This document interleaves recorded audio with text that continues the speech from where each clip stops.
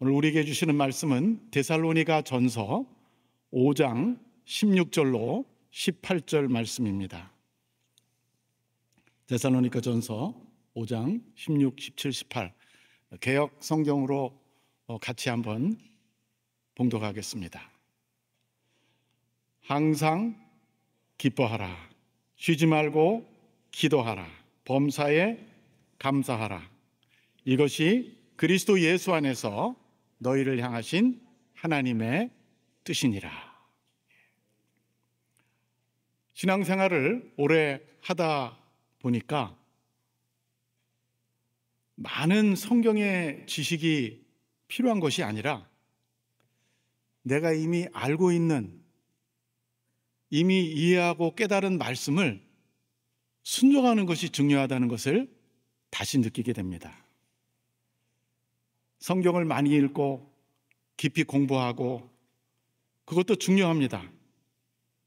그것이 무시하라는 뜻이 아닙니다. 그러나 이미 드러나 있고 쉽고 우리가 다 아는 당연한 말씀, 그 말씀에 내가 얼마나 순종하고 사는가가 정말로 중요하다는 것입니다. 그런 면에서 오늘 본문에 나오는 세 가지 명령은 아주 단순하고 쉽지만 우리 신앙생활에 아주 중요한 말씀이라고 생각합니다. 우리가 신앙생활하면서 중요하게 느끼는 것은 하나님의 뜻을 알고 그 말씀을 실행하는 것입니다. 하나님의 뜻에는 두 가지가 있는데 일반적인 뜻과 특별한 뜻이 있습니다. 일반적인 뜻은 모든 사람에게 언제나 어디서나 해당되는 것입니다. 서로 사랑하라, 용서하라, 먼저 그의 나라와 그의 의를 구하라. 특별한 뜻은 우리 각자의 형편이 다르기 때문에 각자의 처지에 맞게 하나님이 알려주시는 뜻입니다. 내가 어디서 살고 무엇을 하며 어떤 직장을 선택하고, 그죠? 인생에 여러 가지 결정을 해야 될 코스가 많잖아요. 그때 우리는 하나님의 뜻을 구합니다. 근데 그것은 사람마다 달라요. 그런데 문제는 우리가 다 아는, 쉽다고 생각하는 모든 사람에게 알려진 하나님의 뜻에 순종하는 것이 중요합니다. 그것은 다 무시하고 하나님이 나에 대한 특별한 뜻만 계속 간구한다면 그 신앙생활은 제대로 될 수가 없습니다. 그래서 오늘 우리가 읽은 이 말씀은 아주 중요한 말씀이고요. 또 이 말씀에 보니까 하나님의 뜻이라는 말씀도 들어있어요. 우리가 하나님의 뜻에 순종할 때 생명이 찾아옵니다. 아멘입니까? 예. 우리가 하나님의 뜻에 순종하면 살아납니다. 우리 영이 살아납니다. 그래서 오늘 이 말씀을 우리를 살리는 하나님의 명령입니다. 한번 따라해보세요. 우리를 살리는 하나님의 명령. 이 명령 세 가지를 살펴보겠습니다. 첫째 명령은요, 항상 기뻐하라입니다. 다 같이 한번 해보세요. 항상 기뻐하라. 많이 들어보셨죠? 하나님은 우리가 기뻐하기를 원하십니다. 우리 인생에서 기뻐하는 것이 중요하다고 말씀하세요. 그런데 현실적으로는 항상 기뻐하기가 불가능해 보입니다. 인생에 기쁨보다 슬픔이 많습니다. 즐거운 순간은 잠깐이고 괴로운 순간은 길어집니다. 우울한 시간이 올 때가 있습니다. 우리가 사는 세상은 옛날이나 지금이나 녹록하지가 않습니다. 그래서 우리는 기뻐하기보다는 슬퍼하고 걱정하고 우울해질 때가 많습니다. 오늘도 혹시 여러분 그러한 걱정과 근심이 마음에 있으십니까? 그럼에도 불구하고 하나님께서는 오늘 우리에게 기뻐하라, 항상 기뻐하라 라고 말씀하십니다. 어떻게 우리가 항상 기뻐할 수 있을까요? 왜 우리는 항상 기뻐해야 될까요? 그 이유를 분명히 우리가 알아야 될 필요가 있습니다. 첫째, 우리가 기뻐해야 될 첫 번째 이유는요, 우리가 구원받았기 때문입니다. 아멘입니까? 할렐루야. 예. 우리는요, 다 한 번 죽었던 사람들입니다. 그게 무슨 말입니까? 나 이렇게 살아있는데, 이렇게 멀쩡하게 살아있는데, 근데 성경을 보니까 우리가 다 한 번씩 죽었던 사람입니다. 에베소서 2장 1절에서 3절을 한번 읽어보겠습니다. 시작. 그는 허물과 죄로 죽었던 너희를 살리셨도다. 그때에 너희는 그 가운데서 행하여 이 세상 풍조를 따르고 공중의 권세 잡은 자를 따랐으니 곧 지금 불순종의 아들들 가운데서 역사하는 영이라. 전에는 우리도 다 그 가운데서 우리 육체의 욕심을 따라 지내며 육체와 마음에 원하는 것을 하여 다른 일과 같이 본질상 진노의 자녀이었더니. 여기 보면요, 성경은 우리가 한 번 다 죽었던 사람이라고 말해요. 우리가 죽은 증거, 그것은 바로 세상의 풍조를 따르고 공중의 권세 잡은 자를 따라 사는 것이 우리가 죽은 증거라는 것입니다. 우리의 육체의 욕심을 따라 지냈습니다. 육체와 마음이 원하는 것을 따라 살았습니다. 지금도 세상에 많은 사람들은 본질적으로 그렇게 살아가고 있습니다. 그렇지 않습니까, 여러분? 그래서 성경은 본질상 진노의 자녀다. 원리적으로 우리는 진노의 자녀라는 것입니다. 언제 우리가 이렇게 죽었나요? 우리가 태어나기도 전에 죽었어요. 우리 조상 아담과 하와가 하나님의 뜻을 거스를 때 우리가 그 허리에 있었다라고 말합니다. 성경은 같이 죽었던 것입니다. 어린아이가 태어나도요, 영적으로 죽어서 태어나는 것입니다. 그래서 우리가 거듭난다, 중생한다는 말을 쓰는 것입니다. 우리 다시 한번 태어나야 돼요. 아멘입니까? 예수님을 만나고 하나님을 만나고 십자가의 도를 깨닫고, 아, 하나님이 살아계시구나, 아, 내가 죄인이었구나, 아, 예수님이 나를 위해 죽었구나, 이걸 깨달을 때 우리는 그때 살아나는 것입니다. 근데 원래 한 번 다 죽었다는 거예요. 자, 지금은 어떻게 됐습니까? 4절과 5절을 읽어주십시오. 에베소서 2장 4절 5절 시작. 긍휼이 풍성하신 하나님이 우리를 사랑하신 그 큰 사랑을 인하여 허물로 죽은 우리를 그리스도와 함께 살리셨고, 허물로 죽었던 우리를 그리스도와 함께 살리셨다는 것입니다. 어떻게? How? 긍휼이 풍성하신 하나님이 우리가 죄인이고 진노의 자식이었음에도 불구하고 우리를 포기하지 않으시고 우리를 버리지 않으시고 우리의 허물 때문에 예수 그리스도를 보내주시고 독생자를 보내주시고 그분이 십자가에서 죽으심으로 우리의 죄가 사함받고 그분이 무덤에서 다시 일어날 때 우리도 같이 살아났다는 것입니다. 골로새서에 보면은 우리는 우리의 생명 예수 그리스도와 함께 하늘에 감춰져 있다라고 말하고 있습니다. 얼마나 놀라운 말씀입니까? 그래서 우리는 기뻐해야 하는 것입니다. 아멘. 우리가 기뻐하는 것은 세상 사람들이 기뻐하는 것하고 차원이 다른 거예요. 세상에서는 물질적으로 경제적으로 유익을 얻거나 명예를 얻거나 내가 원하는 일을 했을 때 성공했을 때 기뻐합니다. 내가 원하는 것을 얻었을 때 기뻐합니다. 그러나 우리는 영적으로 죽었다가 살아난 것으로 기뻐하는 것입니다. 저들의 기쁨은 잠깐입니다. 여러분, 아무리 좋은 일도요, 그때가 제일 그 순간 기쁘고요, 하루 지나면 점점 식어지잖아요. 근데 우리 구원의 기쁨은요, 우리가 이 세상에서 거듭나고 구원받을 때 기뻐할 뿐 아니라 예수 믿으면서 계속 신앙생활하면서 우리 계속 기뻐하고 우리는 영원히 천국에까지 가서도 기뻐하게 될 줄로 믿습니다. 그래서 이 영속적인 기쁨인 것입니다. 그래서 우리는 이런 찬송가를 부르지 않습니까? 기뻐하며 경배하세 영광의 주 하나님, 주 앞에서 우리 마음 피어나는 꽃 같아 죄와 슬픔 사라지고 의심 구름 거치니 변함없는 기쁨의 주 밝은 빛을 주시네.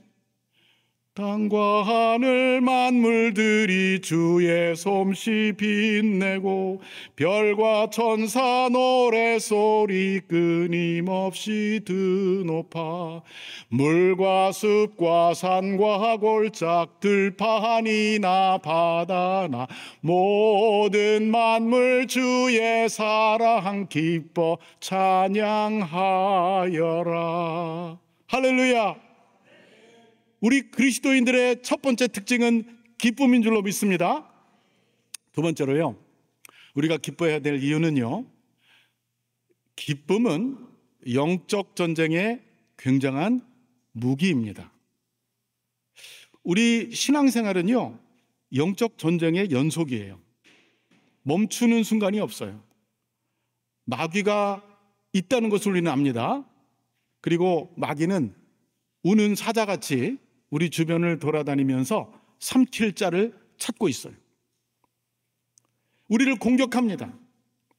근데 우리의 마음에 불평과 원망과 의심과 슬픔이 임할 때 마귀가 더 쉽게 우리를 공격하고 넘어뜨립니다. 구원받은 이후에도 구원의 감격과 기쁨을 빼앗아 가려고 합니다.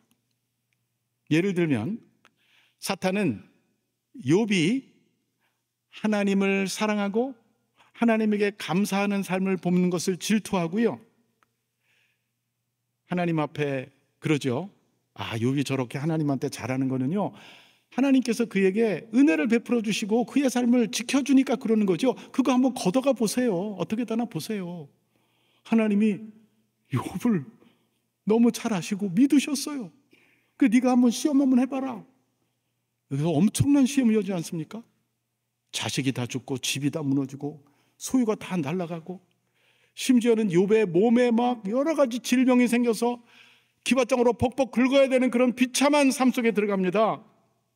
그런데 욥은 끝까지 하나님을 원망하지 않고 오히려 하나님의 이름을 찬송했습니다. 욥기 1장 21절과 22절을 한번 저와 같이 읽어보실까요? 시작.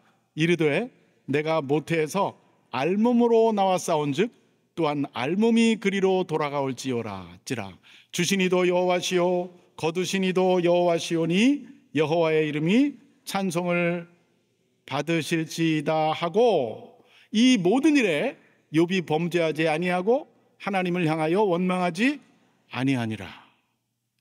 욥이 마지막까지 넘어지지 않고 승리할 수 있었던 것은 고난 속에서도 하나님을 기뻐하고 하나님을 찬양했기 때문입니다. 방금 본문에 나왔잖아요. 주시니도 여호와시오 거두시니도 여호와시니 여호와의 이름이 찬송을 받으실지어다. 다 뺏기고 나서 그렇게 했어요. 하나님을 찬송했습니다. 하나님을 기뻐했습니다. 이런 사람을 마귀가 무너뜨릴 수가 없었던 것입니다. 마귀는 감히 기뻐하는 성도를 건드리지 못해요. 반대로 불평과 원망하는 성도에게 찾아와서 공격합니다. 여러분 인생의 어려운 순간을 만났습니까? 그러나 여러분이 구원받았다는 것을 확실히 믿습니까? 그러면 기쁨을 놓지 마시기를 축원합니다. 기쁨은 영적 전쟁에서 우리가 승리하는 중요한 무기입니다. 이것이 우리를 살리는 하나님의 첫 번째 명령이고요. 두 번째 명령은 바로 쉬지 말고 기도하라입니다. 다 같이 해보세요. 쉬지 말고 기도하라. 기도하라는 기도하라. 왜 하나님은 우리에게 쉬지 말고 기도하라고 하셨을까? 첫 번째, 기도는 우리가 하나님을 믿는 표시입니다. 하나님은 우리가 기도하는 걸 보면서 우리에게 믿음이 있다는 것을 아십니다. 어떤 사람이 기도하는 사람이라면 그 사람은 믿음의 사람이 분명합니다. 성경책 들고 교회를 아무리 다녀도요, 기도하지 않은 사람은 믿음의 사람이 아니에요. 오늘 저녁 수요 기도에 나오신 여러분은 분명히 믿음의 사람인 줄로 믿습니다. 믿음이 없이는 기도할 수 있을까요? 없을까요? 없어요. 히브리서 11장 6절을 한번 다 같이 읽어보십시다. 히브리서 11장 6절 시작. 믿음이 없이는 하나님을 기쁘시게 하지 못하나니 하나님께 나아가는 자는 반드시 그가 계신 것과 또한 그가 자기를 찾는 자들에게 상 주시는 이심을 믿어야 할지니라. 네. 하나님을 믿는 자, 하나님께 나아가는 자는 기도하는 사람입니다. 기도란 하나님께 나아가는 것입니다. 맞죠? 네. 우리가 기도할 때 하나님은 좋아하시고요, 기뻐하시고요, 우리가 기도하는 것을 들으십니다. 그는 자기를 찾는 자에게, 즉 자기에게 나와 기도하는 자에게 상 주시는 이심을 믿어야 할지니라. 상 준다는 거예요. 보상한다는 거예요. 응답하신다는 것입니다. 그래서 우리는 기도함으로 참 믿음의 사람이 되는 것입니다. 두 번째, 기도를 통해서 우리가 원하는 것을 얻게 됩니다.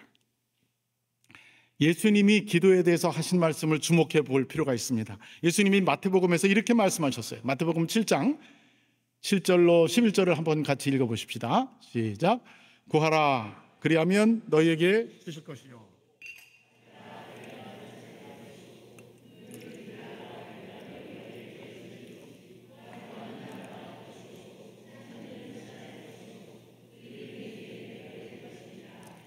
너희 중에 누가 아들이 떡을 달라 하는데 돌을 주며 생선을 달라 하는데 뱀을 줄 사람이 있겠느냐? 너희가 악한 자라도 좋은 것으로 자식에게 줄 줄 알거든. 하물며 하늘에 계신 너희 아버지께서 구하는 자에게 좋은 것으로 주시지 않겠느냐? 할렐루야. 우와, 너무 놀라운 말씀이에요. 아주 단순합니다. 예수님은 거두절미하고요, 구하라 그러세요. ask. 기도하는 것은 바로 구하는 것이죠. 또 구해서 안 되면 찾으라 그러셨어요. 또 찾아서 안 되면 두드리라 그러셨어요. 포기하지 말라는 것입니다. 구하는 이는 받을 것이요, 찾는 이는 찾을 것이요, 두드리는 이에게는 열릴 것이니라 하셨습니다. 얼마나 놀라운 말씀입니까, 여러분? 그래서 이 예수님은 또 아버지와 아들의 비유를 드셨어요. 어떤 아버지가 아들이 떡을 달라고 하는데 돌을 주겠습니까? 또 생선을 달라고 하는데 뱀을 주겠습니까? 생각만 해도 끔찍하죠. 예수님이 너희가 악한지라도 자식에게 좋은 것을 주지 않느냐. 맞습니다, 여러분. 불의한 사람도 남에게는 해를 해도 자기 가족을, 자기 식구에게는, 자기 자녀에게는 좋은 것 주려고 합니다. 죄인이고 완벽하지 못한 인간도 자기 자식에겐 좋은 것을 주는데, 하물며 하늘에 계신 우리 하나님 아버지, 온전하시고 의로우시고 완전하신 아버지가 계십니다. Perfect Father. 이 하나님은 구하는 자에게 어떤 걸 주신다고요? 좋은 것을 주십니다. 저와 여러분에게 좋은 것을 주실 줄로 믿습니다. 똑같은 말씀인데 누가복음에 보면은 성령이라고 또 나와요. 성령을 주신다. 그러니까 성령을 받는 것은 가장 좋은 것을 받는 것이고요, 성령만이 아니라 우리에게 필요한 것, 우리가 자녀로서 누려야 될 것을 주실 것입니다. 세 번째, 우리가 왜 기도해야 되느냐? 기도는 우리의 마음과 생각을 지켜줍니다. 따라해보세요. 기도는 우리의 마음과 생각을 지켜준다. 이게 어디 나온 말씀이냐면요, 빌립보서에 나오는 말씀. 빌립보서 4장 6절과 7절을 한번 다 같이 손에서 읽읍시다. 함께 빌립보서 4장 6절 7절. 아무것도 염려하지 말고 다만 모든 일에 기도와 간구로 너희 구할 것을 감사함으로 하나님께 아뢰라. 그리하면 모든 지각에 뛰어난 하나님의 평강이 그리스도 예수 안에서 너희 마음과 생각을 지키시리라. 여러분, 세상에 염려거리가 참 많죠. 개인적으로, 가정적으로, 일터에서, 직장에서, 심지어는 우리 나라에 대해서도 염려가 될 때도 있고요. 참 우린 날마다 어려운 일을 만나고 낙심할 만한 일이 일어납니다. 그때 우리는 어떻게 해야 되겠습니까? 낙심이 될 때. 오늘 여기 바울이 말합니다. 염려하지 말고 뭐 하라고요? 기도하라고 합니다. 염려 대신 기도하라는 것입니다. 특히 감사함으로 너희의 구할 것을 아뢰라 하고 말합니다. 그때 어떤 일이 일어납니까? 우리가 기도할 때 놀라운 일이 일어납니다. 그것은 모든 지각에 뛰어난 하나님의 평강이 그리스도 예수 안에서 우리의 마음과 생각을 지켜주신다는 것입니다. 기도에서 우리가 원하는 것을 받지 못할 수도 있습니다. 우리가 구하는 것이 하나님의 뜻과 맞지 않을 수도 있습니다. 마치 어린아이가 엄마한테 칼을 달라고 하면 엄마가 선뜻 주겠습니까? 위험한 거를 달라고 하는데 주겠습니까, 여러분? 우리가 구하는 것이 하나님의 뜻에 맞지 않을 수도 있습니다. 그럴 때는 안 주는 것이 응답인 것입니다. 하나님 아버지도 그러하십니다. 그래서 우리가 구하는 것을 받지 못할 수도 있어요. 그러나 우리가 기도하면 절대로 손해보지 않습니다. 왜? 우리가 구하는 것은 받지 못해도 우리가 받는 것이 있는데 우리의 마음과 생각을 지켜주시는 것입니다. 여러분과 저의 마음과 생각을 지켜주시는 거예요. 때로는 나도 내 마음을 지킬 수 없을 때가 있습니다. 그렇죠? 그럴 때가 많죠. 근데 하나님께서 초자연적으로 모든 지각에 뛰어난 하나님의 평강이 The peace transcends our understanding, 우리의 understanding을 초월하는 하나님의 평강이 우리의 마음을 지켜준다는 것입니다. 순교자들이 목이 잘리면서도 하나님을 찬양하고 죽었습니다. 나무 더미 위에 불 타면서도 하나님을 찬양하고 죽었습니다. 스데반은 하늘을 바라보고 보아라, 하늘문이 열렸다, 예수님이 나를 위해 일어나셨다, 그렇게 말하고 죽지 않았습니까? 돌에 맞으면서. 그게 인간의 힘으로는 불가능하죠.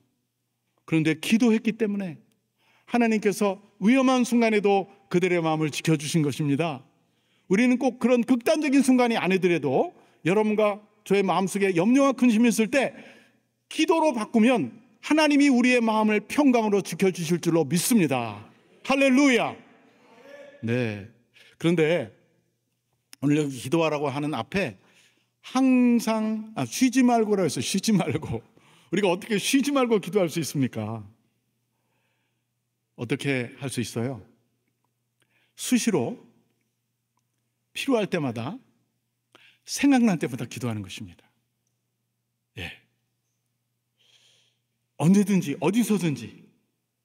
여러분 요즘에 차를 많이 타고 다니시는데 시동을 걸기 전에 혹은 걸고 나서 출발하기 전에 핸들을 붙잡고 기도하십니까? 예. 그러면 여러분들의 운전과 그 운행이 하나님의 평강 속에 이루어질 줄로 믿습니다. 저는 오늘 집에서 교회를 향해 오기 전에 그렇게 기도하고 왔습니다.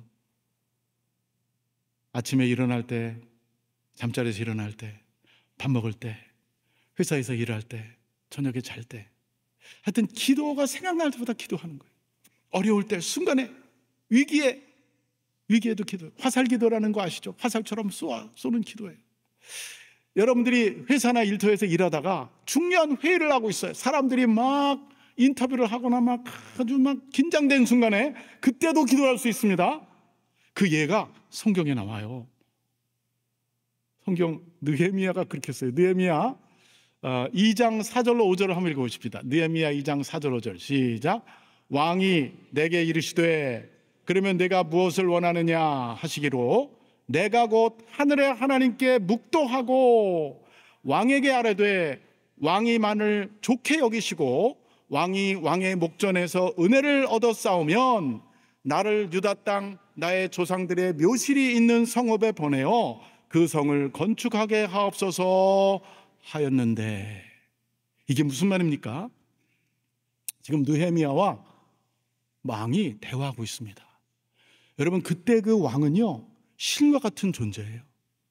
왕 앞에는 근심된 얼굴을 가지고 나가도 합니다. 수심을 가지고 나가도 안 돼요. 왕이 오라고 하지 않으니까 나가면 죽는 것입니다. 그래서 에스더가 죽으면 죽으리라고 나갔었잖아요. 그만큼 왕은 엄청난 권위를 가지고 있었는데 왕과 대화하다가 느헤미야가 기도한 것입니다. 중요한 순간에. 근데 왕이 눈치 못 챘을 것 같아요. 왕이 눈치채면 신뢰가 되는 것입니다. 그만큼 긴박한 순간에도 오늘 본문에 보니까 내가 곧 하늘의 하나님께 묵도하고, 거기서 하나님 아버지 불을 안 불러도 돼요. 하나님 쳐다본 거예요. 묵도한 거예요. 하나님 도와주십시오. 마음속으로 외쳤죠. 그죠? 그 아주 긴장된 순간에, 아주 정말 중요한 순간에 기도한 것입니다, 여러분.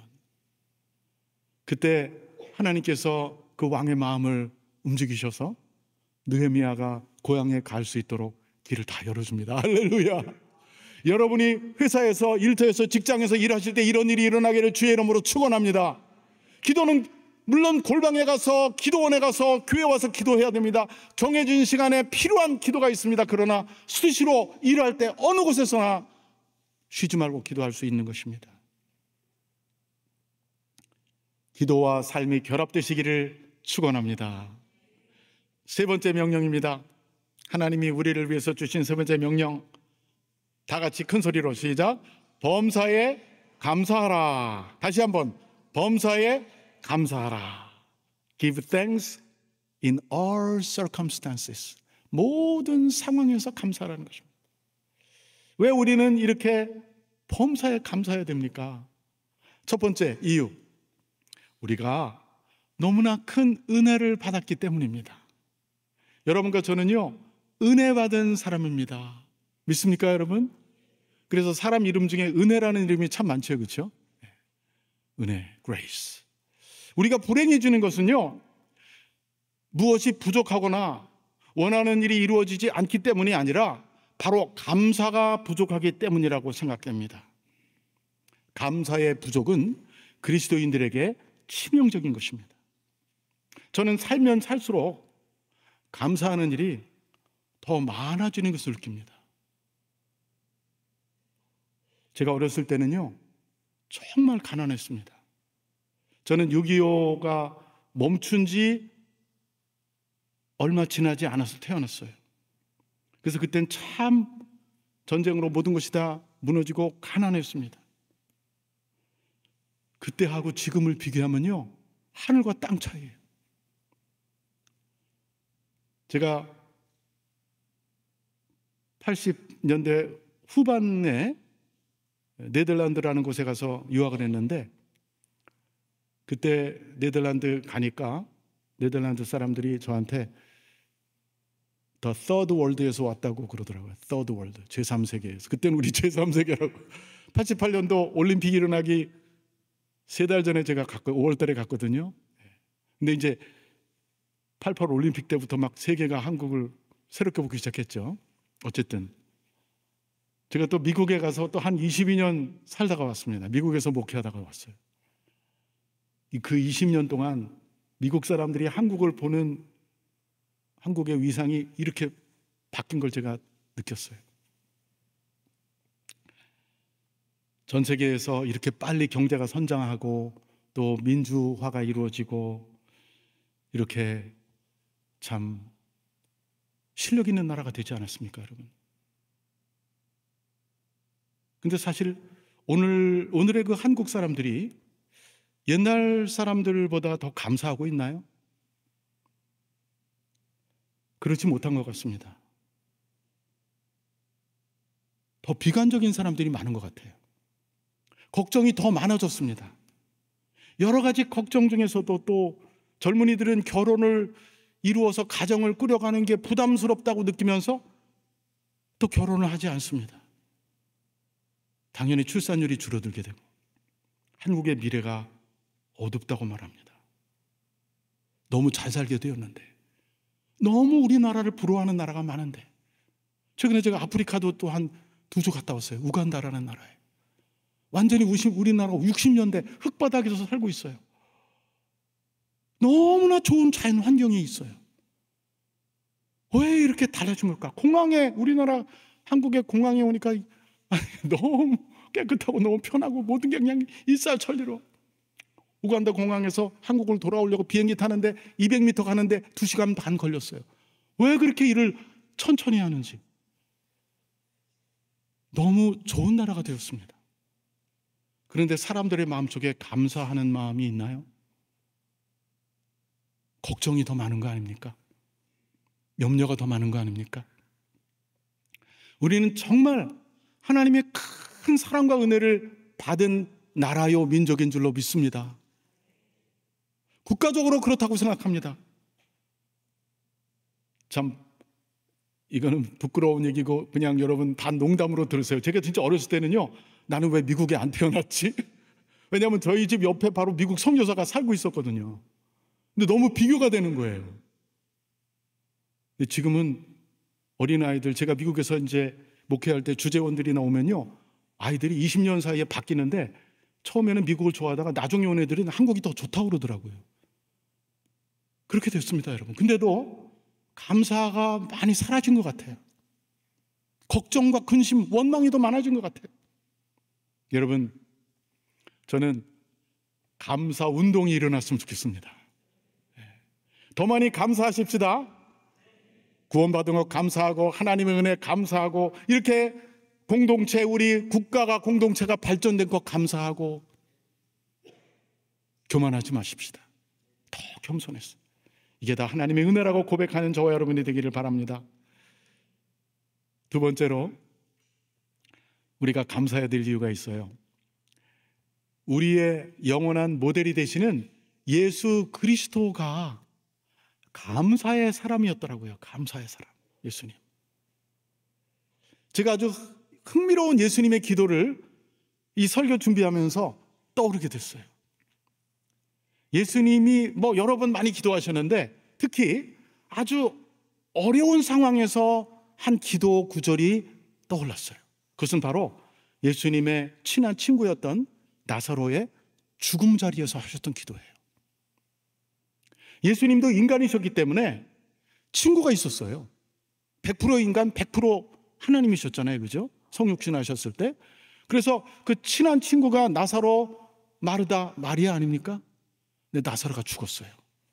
근데 예수님이 바로 안 가고 사흘인가 시간을 끌다가 나사로를 꽁꽁 묶어서 무덤에 장사한 다음에 찾아가십니다.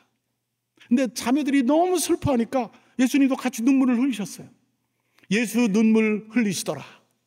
영어 성경에는 Jesus wept. 그게 제일 짧은 구절이래요. 성경에 나오는 제일 짧은 두 단어, Jesus wept. 예수님 우셨어요. 그러나 예수님은 또 그러셨잖아요. 실망하지 마라. 나사로가 죽어있는 곳으로 나를 인도해라. 그래서 예수님 무덤 앞에 서십니다. 그리고 이렇게 기도하십니다. 요한복음 11장 41절로 42절. 한번 다 같이 읽어봅시다. 시작. 돌을 옮겨 놓으니 예수께서 눈을 들어 우러러 보시고 가라사대 아버지여 내 말을 들으신 것을 감사하나이다. 항상 내 말을 들으시는 줄을 내가 알았나이다. 그러나 이 말씀을 하옵는 것은 둘러선 무리를 위함이니 곧 아버지께서 나를 보내신 것을 저희로 믿게 하려 함이니이다. 제가 흥미롭게 생각하는 것은요, 그가 나사로를 살리기 전에 기도하면서 한 첫 마디 기도였습니다. 아버지여 내 말을 들으신 것을 감사하나이다.